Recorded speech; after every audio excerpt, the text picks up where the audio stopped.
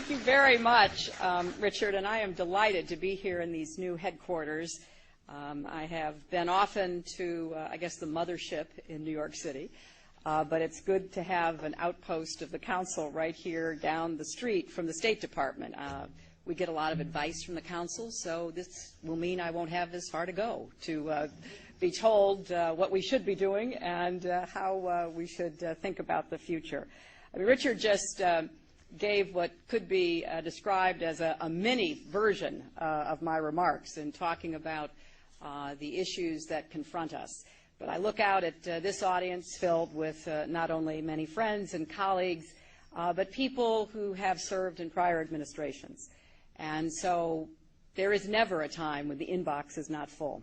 You know, shortly before I started at the State Department, a former Secretary of State called me with this advice: don't try to do too much. And it seemed like a wise admonition if only it were possible. But the international agenda today is unforgiving. 2 wars, conflict in the Middle East, ongoing threats of violent extremism and nuclear proliferation, global recession, climate change, hunger and disease, and a widening gap between the rich and the poor. The problem is, can you get the American people to say this is really important and force their representatives to do the right thing? That requires mobilizing a citizenry. That requires them understanding what is at stake. You know, and climate change is a great example. You know, when I was asked earlier about the issue of coal, you know, under my plan of a cap and trade system, electricity rates would necessarily skyrocket. Even, you know, regardless of what I say about whether coal is good or bad, because I'm capping greenhouse gases, coal-powered plants, you know, natural gas, you name it, whatever the plants were, whatever the industry was, they would have to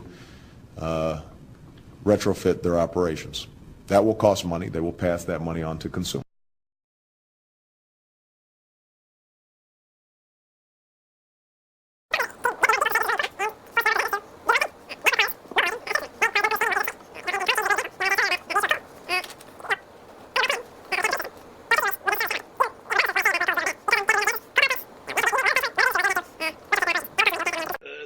Doing it in Texas, Florida, you name it. The local police are, they just call it testing. So as long as it's testing and research,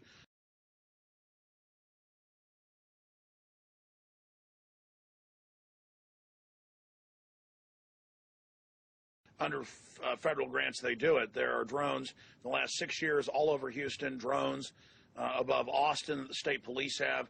Right here where I live, I've seen a police drone fly above my house, and a week later saw on the news that they had been testing it. One night I got home late at night, saw another small drone fly by at 3 in the morning from working late, and a few weeks later, indeed, they were testing a drone. But going back 8 years ago, they tethered over most U.S. cities at 100,000 feet giant Homeland Security blimps that are out of the sight of most people, but with telescopes, folks have picked them up. They're unmanned with the solar power on the top. They're propeller driven, and it's a lot cheaper than satellites. So they're also using the Cold War spy satellites, admittedly now, to surveil the American people. Local police are getting access to that to harass farmers and people that build a barn unauthorized in this once free nation. But really, this is a Terminator-style Skynet. But it's not machines from the future running it. It's the Pentagon, and MIT and others in the 70s wrote about by 2012. Funny that they projected that they wanted to have almost the entire military system, the tanks, the soldiers, all of it to be things like swords, battle robots that they've been using for 6 years, at least, of the 8-year war in Iraq. And so this takes the human element out. For now, it's humans piloting them like it's a video game, killing people, and it's okay to kill 50 innocent for every person they claim is a terrorist. They're in sovereign nations, so it's the global government Skynet, and that's why they're trying to convert the entire military over to drones and robots, and even robot-run aircraft carriers where the robots will work on the robot.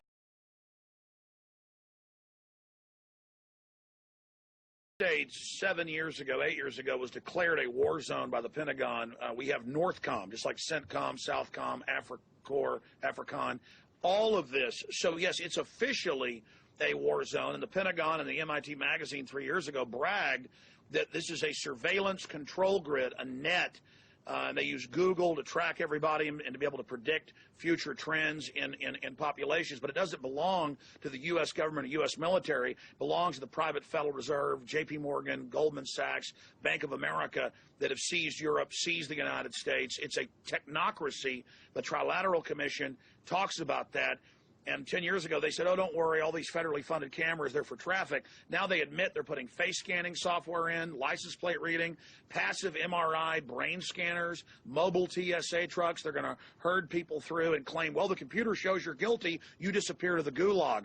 This is real. Tyranny came to Russia and China in the past. It's come to America. The whole world's in danger. We've been seized. This is a Mayday situation. The Republic has been taken. We are the resistance here in America at Infowars.com. All right, Alex. I want to thank you for weighing in on what you perceive to be the issues surrounding the possible expansion of spy drones in the United States. That was radio host Alex Jones.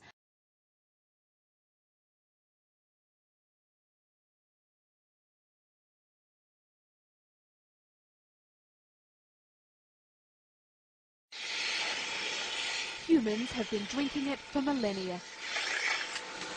Wholesome, healthy, full cream milk.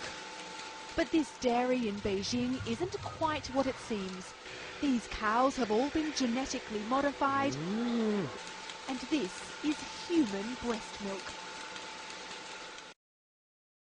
The Chinese scientists responsible successfully inserted the human breast milk gene into a cow embryo and then implanted it into a surrogate.